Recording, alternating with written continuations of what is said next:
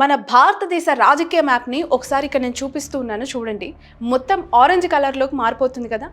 దేశాన్ని ఒక దశాబ్దం పైగా పాలిస్తూ ఉన్న భారతీయ జనతా పార్టీ చాలా ప్రాంతాల్లో ఆధిపత్యం చూపిస్తోంది. కానీ ఒక భాగం దగ్గర మాత్రం అడుగు ముందుకు వేయాలి అంటే 1కి 100 సార్లు ఆలోచిస్తోంది.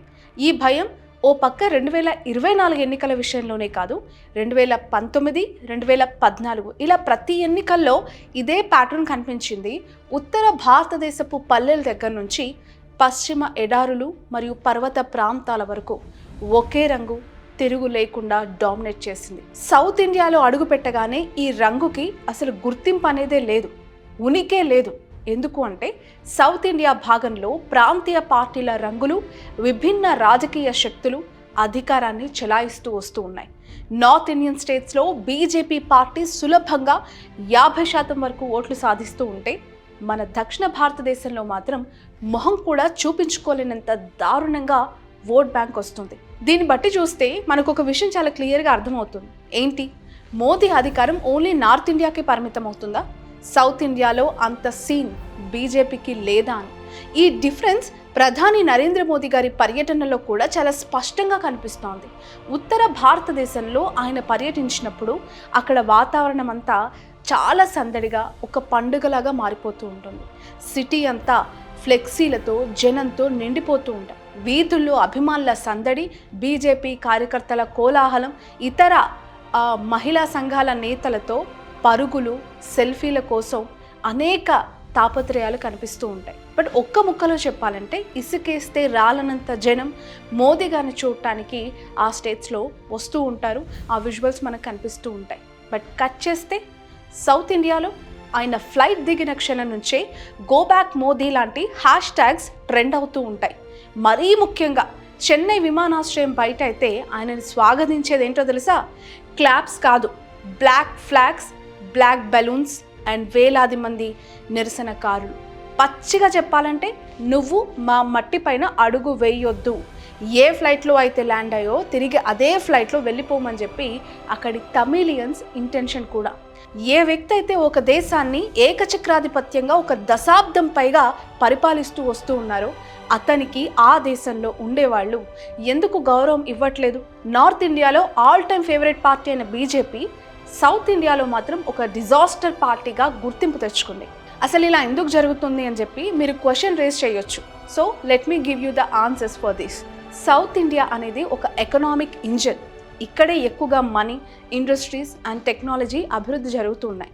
అలాంటి ప్రాంతంలో జాతీయ స్థాయిలో దేశాన్ని ప్రాతినిధ్యం వహించే పార్టీకి సులభంగా విజయం రావాలి కదా అనిపిస్తుంది.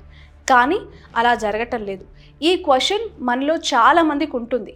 ఈ డిఫరెన్స్ని అర్థం చేసుకోవాలి అంటే సౌత్ ఇండియాలో అసలు పొలిటికల్ రోల్ ఎలా ఉంటుందో ముందు మనకి అర్థం కావాలి. తమిళనాడు అనేది ఒక మాహిష్మతి కోట. అక్కడ జాతీయ పార్టీలకి 50 సంవత్సరాలుగా పెద్దగా ప్రవేశం లేదు. నో ఎంట్రీ బోర్డ్సే కనిపిస్తూ ఉంటాయి. ఇక కేరళ అయితే కంప్లీట్గా ఒక డిఫరెంట్ వరల్డ్లో ఉంటుంది. ఎప్పుడు ఎడంపక్షం మరియు కాంగ్రెస్ మధ్య అక్కడ రాజకీయాలు, అధికారాలు మారుతూ ఉంటాయి. ఇక మన పక్కనే ఉన్న ఆంధ్రప్రదేశ్ విషయానికి వస్తే తన ప్రాంతీయ నాయకులకే ఓటు వేస్తుంది. అందుకే అక్కడ టీడీపీ, జనసేన పార్టీలతో కలిసి బీజేపీ కూడా తన స్థానాన్ని నిలబెట్టుకోవాలి అని చెప్పి 2024 ఎలక్షన్స్లో 10 సీట్స్లో పోటీ చేసింది. అండ్ 8 సీట్స్ని గెలిచి ఒక స్ట్రాంగ్ ఇంపాక్ట్ని క్రియేట్ చేసుకోగలిగారు అక్కడ. కమింగ్ టు ద తెలంగాణ ఒక తీవ్రమైన పోటీ కనిపిస్తూ ఉంటుంది. బట్ ఇక్కడ కూడా బీజేపీ తన ఓట్ బ్యాంక్ కోసం మెల్లగా ప్రయత్నాలు మొదలుపెట్టింది. ఎక్కడ బీజేపీ ఫ్లేవర్ కనిపిస్తున్నా అక్కడ అంశాన్ని ఒడిసిపట్టుకుంటూ ఉంటుంది. కానీ సౌత్ ఇండియాలో బీజేపీ ఏ రోజైనా అధికారాన్ని చెలాయిస్తుంది అనే నమ్మకాన్ని తీసుకొచ్చిన ఏకైక రాష్ట్రం ఏంటో తెలుసా? కర్ణాటక రాష్ట్రం మాత్రమే. అండ్ మా వీడియో ఇక్కడ వరకు మీరు వాచ్ చేశారు అంటే ఈ ఇన్ఫో మీకు యూజ్ అవుతుందని నేను అనుకుంటున్నాను. సో మన ఛానల్ని సబ్స్క్రైబ్ చేసి బెల్ ఐకాన్ని ఆన్లో పెడితే ఇలాంటి లేటెస్ట్ అండ్ ట్రెండింగ్ టాపిక్స్ మీ వరకు రీచ్ అవుతాయి. So let's coming to the topic.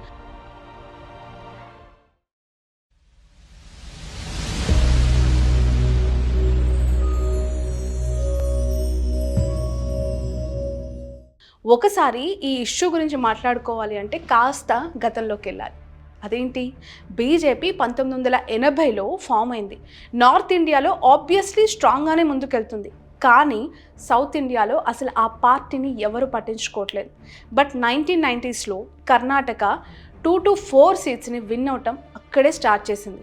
2004 Karnataka ఎలక్షన్స్లో 189 సీట్స్కి పోటీ చేసిన బీజేపీ ఎవ్వరు ఊహించలేని విధంగా, ఎవరు ఎక్స్పెక్ట్ కూడా చేయలేని విధంగా 79 స్థానాల్లో గెలుపొందింది. ఈ ఓట్ బ్యాంక్తో ఆ రాష్ట్రంలోనే ఏకైక అతిపెద్ద పార్టీగా బీజేపీ అక్కడ ఖాతా తెరిచింది. ఈ నమ్మకంతోనే మళ్ళీ 2008లో పోటీ చేసింది. ఈసారి 224 సీట్స్లో పోటీ చేస్తే 110 సీట్స్ గెలిచి బీజేపీ కర్ణాటక రాష్ట్రంలో ఫర్ ద ఫస్ట్ టైం అధికారంలోకి వచ్చింది. చాలా బంపర్ మెజారిటీతో అధికారంలో కూర్చుంది. బట్ ఆ తర్వాత ఓట్ బ్యాంక్ మొత్తం చేంజ్ అయిపోయింది. ఆల్ ఆఫ్ సడన్ కాంగ్రెస్ అక్కడ గవర్నమెంట్ని రూల్ చేస్తోంది ప్రజెంట్. ఒక టైంలో సౌత్ ఇండియాని బీజేపీ రూల్ చేస్తుంది అని చెప్పి ఆ పార్టీ వాళ్ళకి ఆశలు పెట్టుకున్న సౌత్ ఇండియాలో బీజేపీ స్టెబిలిటీని మెయింటైన్ చేయలేకపోయింది. నార్త్ ఇండియాలో ఉన్న బ్యాలెన్స్ సౌత్ ఇండియాలోకి రాగానే ఒక్కసారిగా కుప్పకూలుతోంది. చాలా చేంజెస్ కనిపిస్తూ ఉన్నాయి. దీని వెనక కారణాలు తెలుసుకోవాలి అంటే కాస్త మనం చరిత్రలోకి కూడా వెళ్ళాల్సి ఉంటుంది. ఎందుకంటే నార్త్ ఇండియాలో బీజేపీ గ్రాఫ్ అమాంతం పెరుగుతూ ఉంటే సౌత్కి వచ్చేసరికి ఆ గ్రాఫ్ అనేది ఎందుకు డౌన్ అవుతుంది అనేది చాలామంది అనేక విశ్లేషణలు చేసినా ఇప్పటికీ కూడా ఆ రాష్ట్రాల్లో బీజేపీ ఫ్లేవర్ని యాక్సెప్ట్ చేయని వాళ్ళు కోకొల్లలుగా ఉంటారు. మనకి స్వాతంత్రం రాకముందే దక్షిణ భారతదేశంలో ఒక విభిన్న విప్లవం జరిగింది. నార్త్ ఇండియాలో బ్రిటిష్ వాళ్ళపైన వ్యతిరేక పోరాటం జరుగుతూ ఉండగా దక్షిణంలో సోషల్ ఇన్ఈక్వాలిటీస్ పైన యుద్ధం కొనసాగింది. ఈవి రామస్వామి పెరియార్ అనే నాయకుడు కుల వ్యవస్థని ధ్వంసం చేయాలని చెప్పి లక్ష్యంగా అప్పుడు పెట్టుకున్నారు. అందరికీ సమాన విద్య, ఆలయంలోకి ప్రవేశం, గౌరవం కావాలని ఆయన చాలా డిమాండ్స్ ఇలా చేశారు. దక్షిణానికి ఒక ప్రత్యేక సమాన సంస్కృతి ఉంది, అఫ్కోర్స్ దాన్ని కాపాడాలని చెప్పి చాలామంది ప్రజల్లో ఒక భావనను కూడా ఆయన నాటారు. ఆ ఆలోచన ఒక రాజకీయ శక్తిగా మారింది. సో 1960లో హిందీని దేశపు ఏకైక అధికార భాషగా చేయాలనే ప్రయత్నం జరిగినప్పుడు సౌత్ ఇండియా మొత్తం ఫైర్ అయ్యింది, అట్టుడికింది. యూత్ అంతా రోడ్లపైకి వచ్చేశారు, ట్రైన్స్ మొత్తం ఆపేశారు, భయంకరమైన అల్లర్లు జరిగాయి. అప్పట్లో ఇది ఒక సాధారణ నిరసన కాదు, ఒక సాంస్కృతిక మలుపు.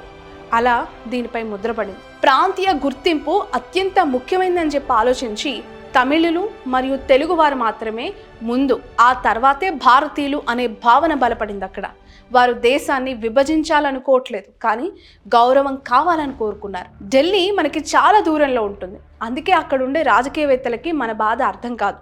వాళ్ళకి కేవలం నార్త్ ఇండియా కల్చర్ని నెత్తిన పెట్టుకోవాలని చెప్పి మాత్రమే ఉంది అనే కథ ప్రజల్లో చాలా స్ట్రాంగ్గా దూసుకెళ్ళింది. ఆ మైండ్ సెట్తో వాళ్ళంతా కూడా ఫిక్స్ అయిపోయారు.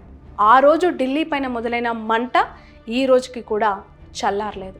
ఇప్పటి వరకు మన చరిత్ర గురించి మనం మాట్లాడుకున్నాం, కానీ ఇప్పుడు ప్రజెంట్ ఓటర్ ఎలాంటి విషయాలను దృష్టిలో పెట్టుకొని ఓట్ ఎవరికి వేయాలి అని చెప్పి డిసైడ్ అవుతున్నారో తెలుసా? Let's see. అండ్ బీజేపీ పైన ఎలాంటి ఎఫెక్ట్ పడుతుందో కూడా మనం డిస్కస్ చేద్దాం. రూలింగ్ పార్టీ అయిన బీజేపీ ఒక దేశం, ఒక భాష, ఒక సంస్కృతి అనే ఆలోచనని నమ్ముతుంది. నార్త్ ఇండియాలో ఇది బాగా పనిచేస్తుంది. ఎందుకంటే చరిత్ర చూసుకుంటే నార్త్ ఇండియన్స్ పైనే అనేక దాడులు జరిగాయి. ఎంతోమంది విదేశాల నుంచి వచ్చి నార్త్ ఇండియాని రూల్ చేశారు.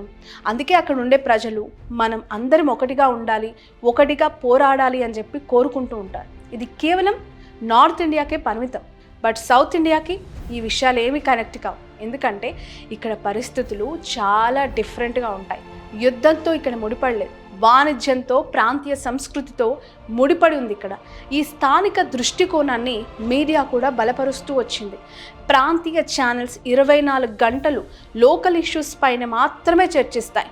ఇండియన్ పొలిటికల్ విషయాల కంటే తమ రాష్ట్ర సమస్యలపైనే ఆ ఛానల్స్ ఎక్కువగా ఫోకస్ పెడుతూ ఉంటాయి. ఎందుకంటే ఆ రాష్ట్రానికి ఆ ఇష్యూస్ అత్యవసరము, నేషనల్ పార్టీస్తో, నేషనల్ గవర్నమెంట్తో మాకు సంబంధం లేదు అనేది ఆ ఛానల్స్ యొక్క ఉద్దేశం కావచ్చు. బట్ ఇక్కడ మీకు సౌత్ ఇండియాకి, నార్త్ ఇండియాకి ఉన్న ఒక మెయిన్ డిఫరెన్స్ కూడా చెప్పాలి. అదేంటో తెలుసా? దక్షిణ భారతదేశం తన ప్రజల మీద పెట్టుబడి పెడుతుంది. Like schools, hospitals, mid day meals and women travel కోసం ఫ్రీ బస్ ఫెసిలిటీస్ అన్నీ అక్కడ కల్పిస్తూ ఉన్నారు. నార్త్ ఇండియాలో మాత్రం చారిత్రాత్మక నిర్లక్ష్యం, అభివృద్ధి లోపం కారణంగా ప్రజలు ఇంకా ప్రభుత్వ సహాయంపైనే ఆధారపడుతున్నారు. అందుకే వాళ్ళకి మనకి ఓటింగ్ మైండ్ సెట్ చాలా డిఫరెంట్గా ఉంటుంది. నార్త్ ఇండియన్ ఓటర్ ప్రభుత్వం నాకు ఏమి ఇస్తుంది అని ఆలోచిస్తే, సౌత్ ఇండియన్ ఓటర్ ప్రభుత్వం ఏం అభివృద్ధి చేస్తుంది అని అడుగుతారు, నిలదీస్తారు. ఇంకో పెద్ద సమస్య వచ్చేసి ట్యాక్స్ డిబేట్. దక్షిణ రాష్ట్రాలు కేంద్రానికి ఎక్కువ పన్నులు చెల్లిస్తున్నాయి, బట్ తిరిగి వచ్చే నిధులు చాలా తక్కువగా ఉన్నాయి అనే భావన ఉంది. ఇది పెద్ద రాజకీయ చర్చగా మారింది. ఆర్థికంగా ఎక్కువగా కాంట్రిబ్యూట్ చేస్తున్న రాజకీయంగా తక్కువ ప్రాతినిధ్యం రావచ్చని భయం కూడా సౌత్ ఇండియన్ స్టేట్స్కి పెరుగుతూ ఉంది. ఇలాంటి సిచ్యువేషన్స్లో రూలింగ్ పార్టీ కూడా వ్యూహాలు మార్చుకుంటోంది. సౌత్ ఇండియాలో ఉన్న ప్రతి స్టేట్ యొక్క సంప్రదాయాలని గౌరవిస్తూ, హిందీ ప్రాధాన్యతని తగ్గించి దక్షిణ సంస్కృతిని గౌరవిస్తున్నామనే సందేశం ప్రతిసారి ఇస్తూ వస్తోంది. ఆ ఇంపాక్ట్, ఆ ఇంపార్టెన్స్ క్రియేట్ చేస్తుంది. ఇదే సమయంలో 2029లో జరగబోయే డీలిమిటేషన్ ఆల్రెడీ దానికి సంబంధించి చాలా పెద్ద కసరత్తు, నియోజకవర్గాల వారీగా ఎలాంటి విభజన జరగబోతోంది, మహిళలకి ఎంత శాతం కేటాయించబోతున్నారు సీట్లు, ఎన్ని నియోజకవర్గాలు రాష్ట్రాల వారీగా అసెంబ్లీ, లోక్సభకు పెరుగుతాయని ఇన్ఫర్మేషన్ కూడా బయటికి లీక్ చేసేశారు. సో ఈ డీలిమిటేషన్ అనేది ఒక పెద్ద మలుపు కావచ్చని నా అభిప్రాయం. ఎందుకంటే జనాభా ఆధారంగా సీట్లు మళ్ళీ పంచబడితే జనాభా ఎక్కువగా పెరిగిన ఉత్తర రాష్ట్రాలకి ఎక్కువ సీట్లు రావచ్చు, అండ్ పాపులేషన్ని కంట్రోల్లో పెట్టిన దక్షిణ రాష్ట్రాల ప్రాతినిధ్యం కూడా ఇక్కడ తగ్గే ప్రమాదం చాలా స్పష్టంగా కనిపిస్తోంది. ఇదే కనుక జరిగితే నార్త్లో ఆల్రెడీ ఫామ్లో ఉన్న బీజేపీకి సీట్స్తో పాటు ఓట్ బ్యాంక్ కూడా పెరుగుతూ ఉంది, అండ్ సౌత్ ఇండియా స్టేట్స్కి పవర్ తగ్గే అవకాశం ఉంది. సో ఈ డెసిషన్ని సౌత్ ఇండియన్ స్టేట్స్ ఒకే మాటగా వ్యతిరేకించాయి. మేము అభివృద్ధి చేశాం, జనాభా నియంత్రించాం, ఇప్పుడు మా రాజకీయ శక్తి తగ్గుతుందా అనే ప్రశ్నలు సౌత్ ఇండియన్ పొలిటీషియన్స్కి వస్తూ ఉన్నాయి. మరోవైపు కొందరు ప్రాతినిధ్యం జనాభా ఆధారంగా ఉండాలి అని చెప్పి ఒక వాదన రేస్ చేస్తూ ఉన్నారు. మరి మీరేమనుకుంటున్నారు? బీజేపీ నార్త్తో పాటు సౌత్లో కూడా వాళ్ళ పార్టీ జెండాను ఎగరవేస్తుందని నమ్ముతున్నారా, లేదా ఈ ఛాన్స్ని సౌత్ ఇండియన్ స్టేట్స్కి ఇచ్చే ప్రసక్తే లేదంటారా? Comment box is open for you. మరొక కొత్త కాన్సెప్ట్తో మళ్ళీ కలుద్దాం. మీన్ వైల్ మీ అభిప్రాయాన్ని కింద కమెంట్ సెక్షన్లో మస్ట్ అండ్ షుడ్గా షేర్ చేయండి. That's all.